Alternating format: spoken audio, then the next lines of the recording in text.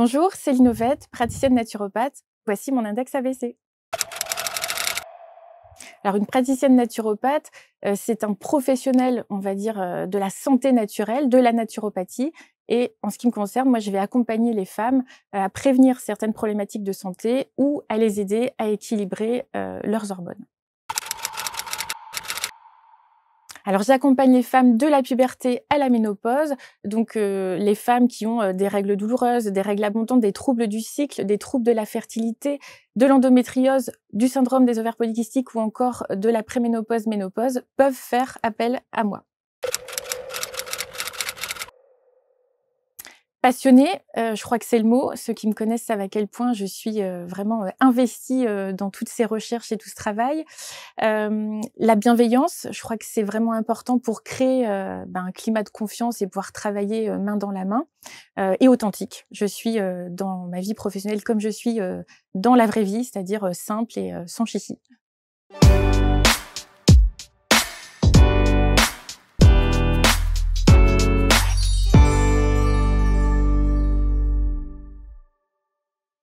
Merci d'être avec nous. Voici un nouveau portrait profil index sur ABC. Elle s'appelle Céline Ovette. Et là, bonjour Céline. Bonjour Marc. Merci d'être là. On va parler avec vous évidemment de votre pratique. Vous êtes praticienne naturopathe et on va parler notamment du bien-être féminin et des problématiques liées, entre autres, à ces fameuses hormones.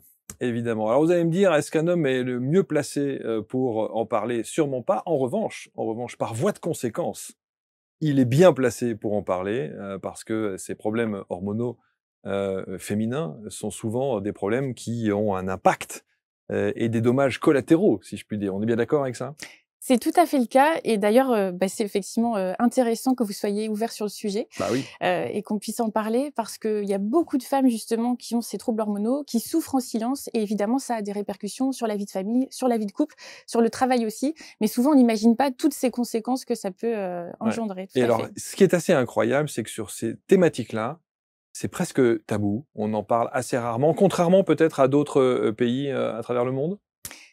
Exactement, c'est-à-dire qu'aujourd'hui, si avoir ces règles c'est tabou, ne plus les avoir, ça l'est tout autant. Exact. Et en effet, il est temps de briser un peu cette loi du silence et ces tabous parce que, encore une fois, beaucoup de femmes n'en parlent pas. De ce fait-là, elles sont mal prises en charge, leur santé se dégrade et puis voilà, avec toutes les conséquences que cela peut engendrer. Alors on parlera également parce que Céline connaît bien le sujet et on a même écrit un livre chez nos amis de Jouvence. On en parlera du SOPK. Hein, vous nous direz, accompagnez votre SOPK qui veut dire? Le syndrome des ovaires polykystiques. Voilà, au naturel, bien entendu. En tant que naturopathe, ça me semble une évidence. J'accompagne les femmes de la puberté à la ménopause. Est-ce que c'est un sujet où on peut se dire, on a le temps et on verra? La ménopause? Oui. Alors la ménopause, on a le temps, oui et non, c'est-à-dire qu'en fait, ça commence 5 à 10 ans avant l'arrêt des menstruations, dont l'âge moyen est de 51 ans. Donc effectivement, il ne faut pas attendre la dernière limite et d'être pétri, on va dire, de désagréments pour s'y intéresser. Vers 35-40 ans, l'équilibre hormonal commence à changer. D'ailleurs, beaucoup de femmes à cette période vont rencontrer des désagréments, des symptômes. Parfois, elles ne font pas le lien, justement, avec cette préménopause qui est en train de débuter. Certains professionnels de santé ne font pas non plus ce lien. Donc c'est pour ça que c'est important de les éduquer, de leur en parler, d'expliquer tout ce qui se passe et qu'elles puissent elles-mêmes faire les liens entre leurs désagréments, leurs symptômes et cet équilibre hormonal qui est en train de bouger. Est-ce qu'aujourd'hui, il y a des études sur ces sujets? Il y a Est-ce que beaucoup c'est d'études. scientifiquement prouvé tout cela? Oui, bien sûr. Aujourd'hui, on sait qu'effectivement, cette synthèse de progestérone commence à baisser dès l'âge de 35-40 ans, ce qui est souvent à l'origine d'ailleurs de ce syndrome prémenstruel que les femmes rencontrent, alors de base dans le cycle, puisque on a effectivement cette variation hormonale tous les mois, mais qui est exacerbée à partir de 40 ans, tout à fait. Et alors on se dit souvent, nous en tant qu'hommes, on se dit souvent évidemment, oui, alors bon, elle a ses humeurs, voilà, donc, mais les conséquences sont parfois dramatiques.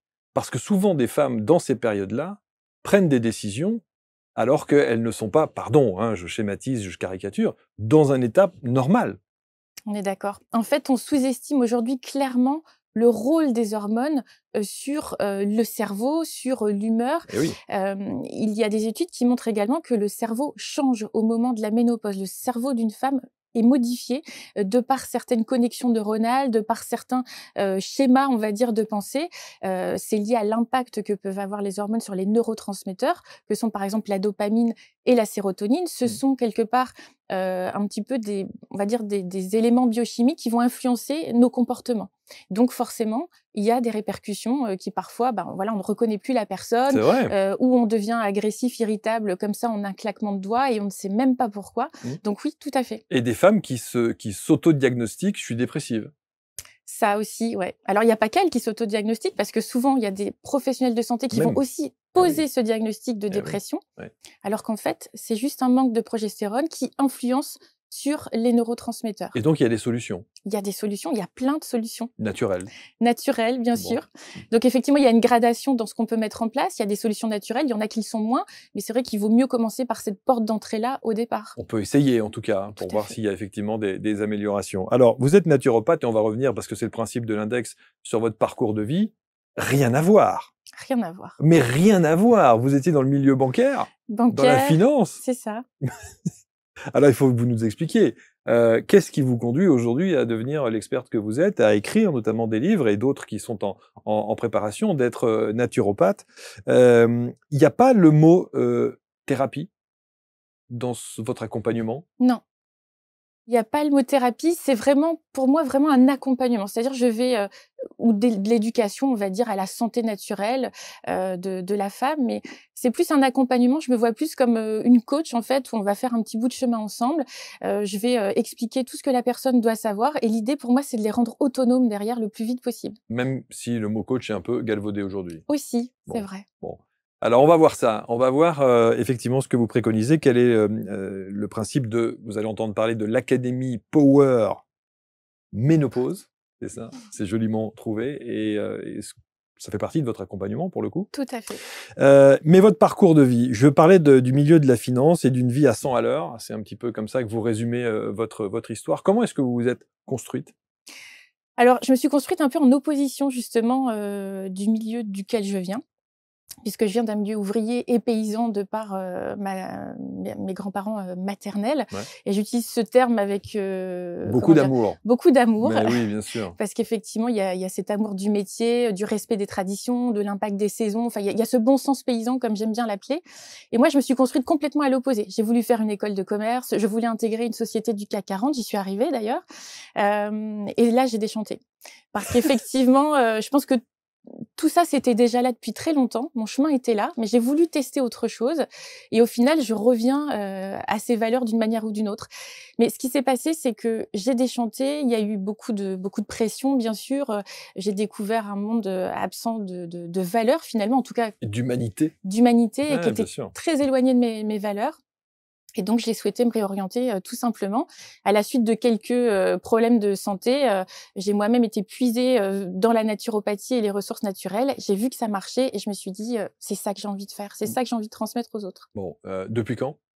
Depuis 2015. Depuis 2015, vous êtes naturopathe? Alors, je suis tombée dans la marmite 2014-2015, après une première expérience personnelle quelques années avant, mais je suis officiellement certifiée depuis 2018. 2018. Souvent, parfois, lorsqu'on parle de naturopathie, des naturopathes et autres, on parle tout de suite d'effets placebo. Et on dit: «Oh là là là là, oui, oui, non, mais pour manger 3 graines et avoir un avec 2 plantes, et cetera, c'est pas bon». Qu'est-ce que vous répondez à ça? Alors déjà, l'effet placebo, il existe aussi en médecine allopathique, il faut le savoir. Vrai, Donc c'est c'est un effet à part entière. Ce que je dirais, c'est qu'aujourd'hui, on sous-estime clairement l'impact de l'alimentation, mais surtout de notre environnement sur notre santé. Il ne faut pas oublier que nous sommes ce que nous mangeons, mais surtout nous sommes ce que nous digérons. Donc là aussi, il y a deux notions, hein, la qualité de ce qu'on met dans l'assiette, mais aussi la qualité de cette absorption intestinale. Aujourd'hui, il y a de plus en plus d'études, de plus en plus de livres, on le voit, de parutions sur ce sujet. On commence enfin à s'y intéresser, il serait temps. Mais il y a aussi cette notion d'environnement, c'est-à-dire que, au même titre que tous les autres mammifères, les plantes, etc., nous faisons partie d'un environnement et tout ce que nous faisons à cet environnement, nous le faisons à nous-mêmes.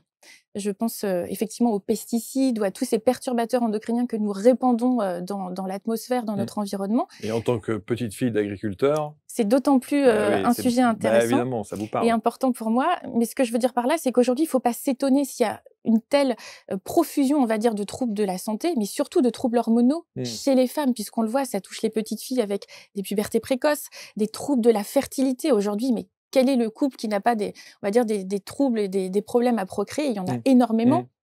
Les troubles de la grossesse, endométriose, syndrome des ovaires polykystiques. Toutes ces femmes aussi, on l'a dit, qui vivent cette ménopause parfois un peu compliquée. Il faut pas oublier que voilà, il y a l'alimentation qui joue, notre hygiène de vie, le stress et cet environnement qu'on contribue à détruire et à polluer un peu plus chaque jour. Comment vous prenez conscience de cela, vous qui étiez dans le milieu de la finance, complètement aux antipodes de justement cet univers-là, de la naturopathie, et de revenir à des fondamentaux, hein, si je puis dire. Comment vous prenez conscience de ça? Alors en fait, il y a 2 parallèles intéressants. C'est qu'en finance, on fait beaucoup d'analyses systémiques. C'est-à-dire qu'une micro-action, quelque part, un acte aussi banal que d'acheter une marchandise qui vient de Chine, quelles vont être les conséquences de tout ça, avec tout ce que ça engendre. Sur la santé, c'est un petit peu pareil. Donc effectivement, il y avait cette approche systémique qui, moi, me plaisait beaucoup. J'en ai pris conscience, je veux dire, à travers mes propres expériences, où j'ai eu quelques pépins de santé. Donc je me suis intéressée à essayer d'améliorer mon hygiène de vie, mon alimentation. Et ça a été le jour et la nuit. Donc à un moment donné, je me dis mais pourquoi aller subir une intervention ou prendre un traitement lourd quand juste le fait de changer mon alimentation et mon hygiène de vie, quelque part, a pu, en tout cas, améliorer mon état. Et le modifier. Et le modifier, tout à fait. Radicalement? Radicalement. Puisqu'en ce qui me concerne, moi, on voulait à l'époque, c'était en 2003, avant que je m'envole pour le Canada, finir ma dernière année d'études, on voulait quand même me retirer un morceau d'intestin, puisqu'il y avait une suspicion de maladie de Crohn. Et le gastro-entérologue m'avait dit, non, mais il n'y a pas de traitement, ce sera médicament à vie et l'opération. Et je me suis dit, oulala, à 23 ans, avec de partir, c'est chaud. Et c'est là où j'ai été voir une première naturopathe, première fois de ma vie. Et en l'espace de quelques semaines, tout cela a été réglé avec des mesures d'hygiène de vie, quoi. Alors, on est bien d'accord qu'on ne se substitue pas à un avis médical. Tout à fait. Que ça ne remplace pas un suivi médical, ce que vous préconisez, mais c'est complémentaire. En tout cas, on peut Tout à essayer. fait. C'est ça. Moi, c'est vraiment mon approche, c'est d'être dans cette médecine, entre guillemets, intégrative, complémentaire. Nous sommes un complément, nous ne sommes pas une alternative. En tout cas, c'est pas dans l'esprit des gens, enfin, dans l'esprit de certains, pas si évident que ça. C'est vrai. De certaines institutions, dirons-nous. Tout à fait. Bon, allez, on va voir ça, effectivement. Donc, on a bien compris que vous sortez de ce milieu. Et en fait, vous y revenez quelque part. C'est ça. Et vous ne rajoutez que du bon sens à votre vie.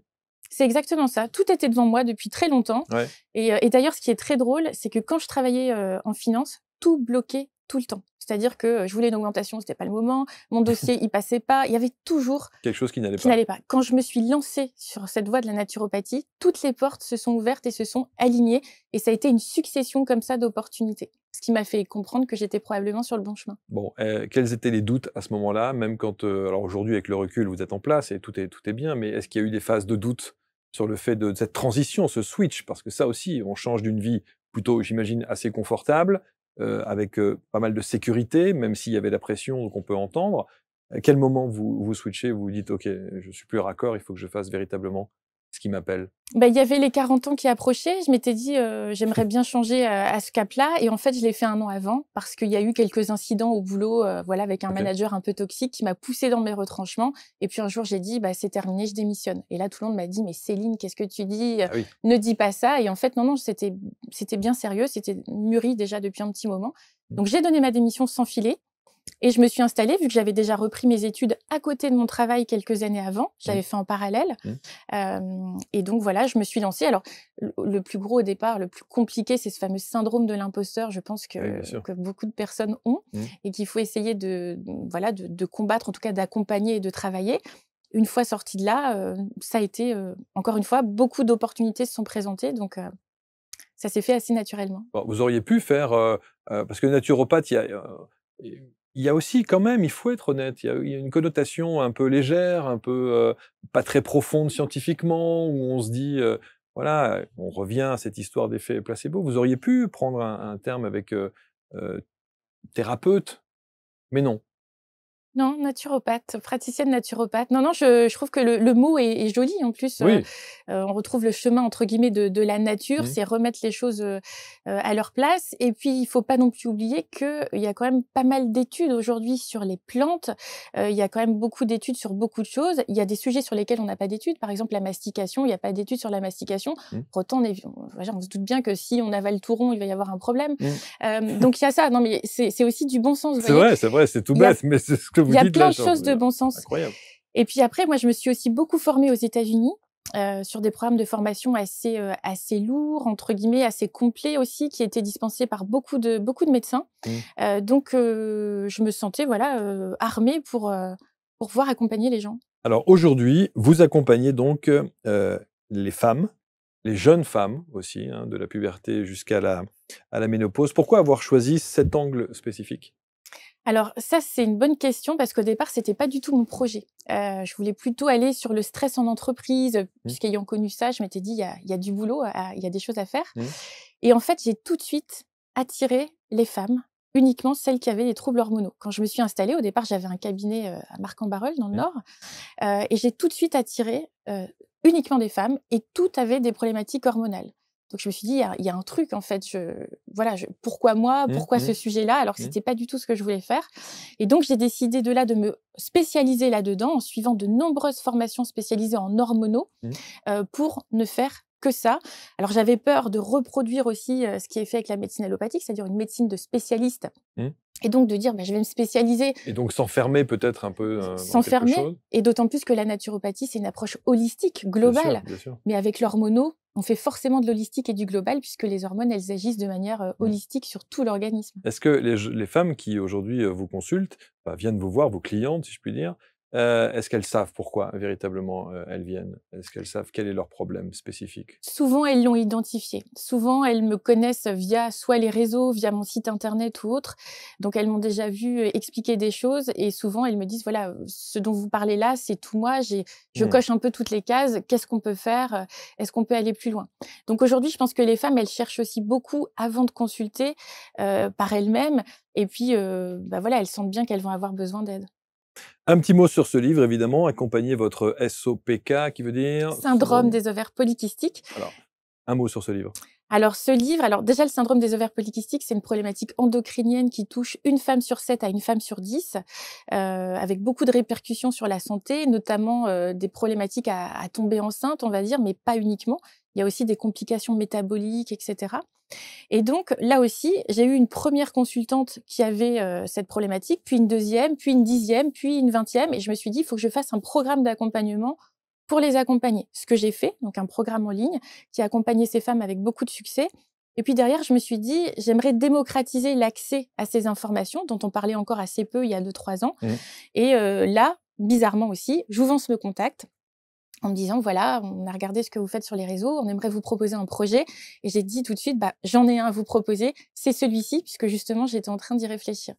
Donc et c'est un livre, sur lequel il y a beaucoup de retours que j'ai écrit, avec beaucoup de bienveillance pour accompagner ces femmes qui souvent se retrouvent face à un mur, face à cette pléiade de symptômes et pour lesquels il n'y a pas de traitement aujourd'hui, vraiment réel de proposer. Est-ce que vous savez pourquoi il y a pas de traitement? Est-ce que je sais pourquoi il n'y a Sans pas de rentrer traitement? dans la polémique et sans oui, je peux imaginer que vous savez, mais est-ce que ce ne sont, si on devait résumer, que des problèmes financiers? Que des histoires d'argent? Non, je pense pas. En fait, la grosse problématique du SOPK, mais c'est aussi le cas pour l'endométriose, c'est qu'aujourd'hui, on ne connaît pas exactement quelles sont les causes de ces problématiques. Même si on sait que les perturbateurs endocriniens, là encore, sont fortement impliqués. Mais ce serait pas effectivement l'unique et seule Raison. cause. Donc, comme on n'arrive pas à identifier les causes, c'est compliqué de mettre au point un traitement. Et aujourd'hui, il faudrait effectivement poursuivre encore les recherches, ce qui est fait par divers organismes comme l'INSERM de Lille ou autres, qui poussent un petit peu les recherches pour essayer de trouver un traitement à cette problématique. Alors ça, c'est un angle au travers de cet ouvrage, c'est un angle très spécifique de votre accompagnement qui est, pour le coup, beaucoup plus large dans ce que Tout à vous fait. préconisez. Tout à fait. Comme quoi? Aujourd'hui, par exemple, moi, j'accompagne les femmes qui ont des troubles du cycle, des règles douloureuses, des règles abondantes, des troubles de la fertilité, endométriose, syndrome des ovaires polykystiques, mais aussi préménopause et ménopause. Et là, effectivement, c'est une spécialisation que j'ai, au même titre que la ménopause, par exemple. Donc, après, les causes, elles reviennent souvent un petit peu, ce sont des dérèglements hormonaux et on a énormément de moyens naturels pour justement essayer de retrouver un équilibre hormonal. Alors par exemple, quels seraient qu'est-ce que vous préconisez? Voilà, quelques approches, pratiques, techniques?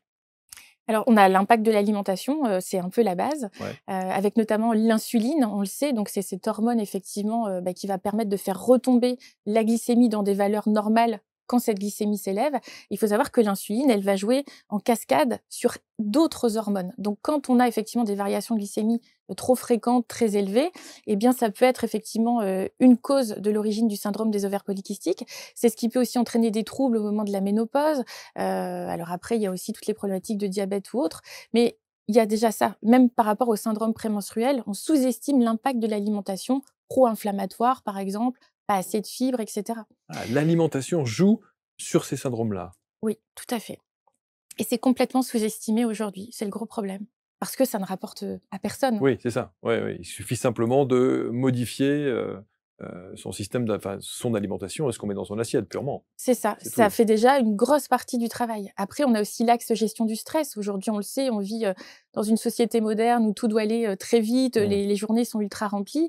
Et là aussi, le cortisol, qui est l'une des hormones du stress, par exemple, a le même précurseur que la progestérone, qui est cette hormone qu'on synthétise au moment de l'ovulation.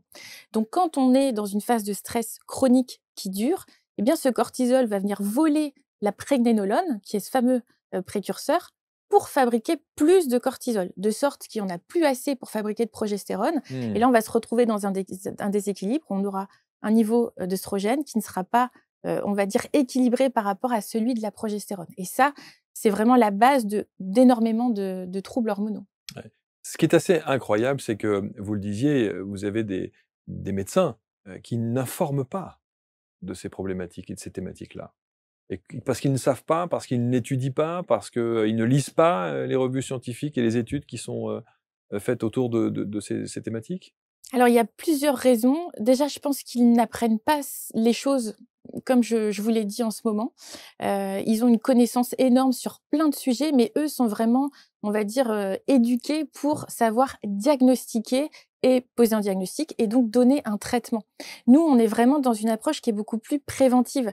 C'est-à-dire que nous, on va pas forcément chercher à traiter le symptôme, mais à agir sur le terrain en modifiant les piliers de santé. Donc ça, c'est le premier point. Et ensuite, il faut savoir aussi que pendant les études de médecine, une grande partie de l'anatomie, de la physiopathologie est apprise sur des corps masculins. Et le corollaire Ah! de ça, c'est qu'en fait, aujourd'hui, Oui. les femmes sont globalement beaucoup moins bien prises en charge au niveau de la santé que les hommes. Pourquoi? Parce qu'on a des symptômes qui sont différents par rapport à une problématique de santé. Et ça, il y a encore très peu de médecins qui savent ça. Et donc, c'est aussi une perte de chance pour certaines femmes quand vous allez à l'hôpital parce que vous avez par exemple un oppressement au niveau de la cage thoracique. Si c'est un homme, on va tout de suite lui faire passer un électrocardiogramme. Si c'est une femme, on va dire: «Madame, vous êtes stressée, vous faites une crise d'angoisse». Alors c'est en train de changer parce qu'il y a beaucoup de médecins qui sont en Incroyable. train d'essayer De de prendre conscience de démocratiser ça, bien sûr, prendre l'accès à ces conscience, bien informations. sûr. Mais c'est encore le cas. Il y a encore des études qui montrent que les femmes ne sont pas prises en charge de la même façon que les hommes. Ouais. De manière très concrète, c'est ce qui donne aussi les effets secondaires de certains médicaments. Les femmes sont beaucoup moins représentées dans les essais cliniques que les hommes, ce qui explique pourquoi tous les effets secondaires concernent majoritairement des femmes. D'accord. Parce que c'est pas étudié, Parce que c'est pas en étudié. profondeur en tout Tout cas. à fait. Mmh. Donc, il y a effectivement beaucoup de choses à faire et on aurait à gagner justement à travailler en commun. Bien sûr, c'est complémentaire, évidemment. Alors, un mot sur l'académie Power Ménopause. L'Académie Power Ménopause, alors c'est justement découvrir un peu le pouvoir de la ménopause, parce qu'il y a aussi des effets positifs, mais c'est aussi reprendre le pouvoir sur cette ménopause. Alors juste, les effets positifs, c'est quoi alors? Les effets positifs, il y en a, c'est qu'en fait, on atteint un âge effectivement où on gagne en expérience, on est libéré de la charge Bien contraceptive sûr. aussi, et puis on a une certaine maturité qui peut servir à d'autres. Et ça s'apprend, Et ça s'apprend, parce qu'aujourd'hui, c'est pas du tout valorisé dans la société. c'est vrai. Donc, on le voit au cinéma, par exemple, les femmes de plus de 50 ans sont relativement absentes. On le voit dans plein de secteurs. Alors qu'en fait, justement, il y a une expérience qui est là et qui ne demande qu'à être partagée avec les autres. C'est le cas dans d'autres cultures. Hein.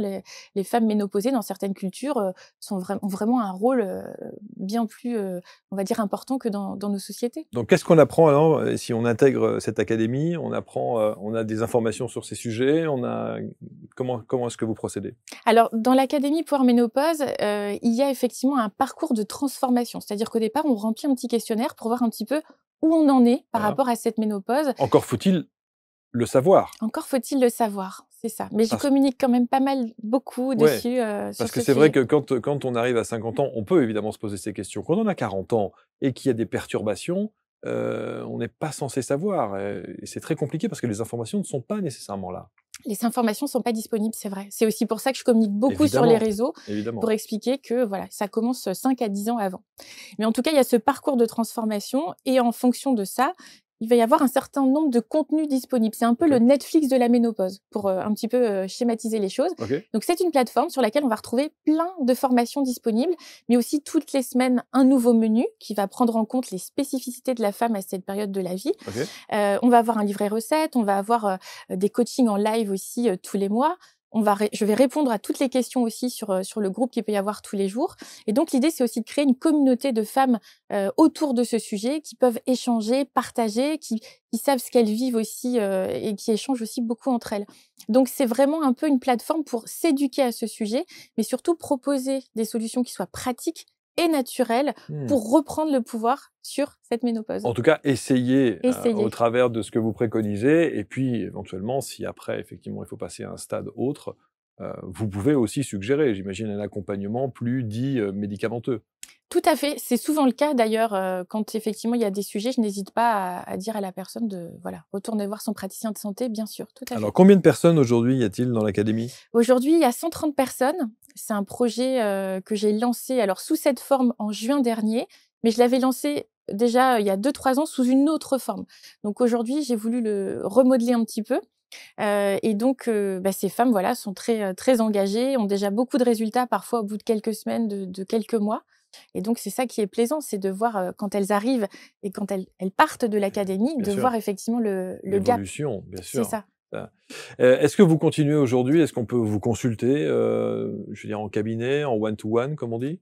Alors oui, je consulte uniquement en ligne Ouais, aujourd'hui, ce qui me permet effectivement de toucher, bah, un des plus personnes grand dans la nombre. France Bah, bien entière, sûr. voire même dans le monde entier. J'ai un agenda qui est un petit peu saturé parfois, c'est le cas en ce moment, je n'ai pas de nouveaux créneaux avant, le mois de mars par exemple, mais Effectivement, ouais. il y a régulièrement des créneaux quand même qui s'ouvrent et qui sont disponibles. Ouais.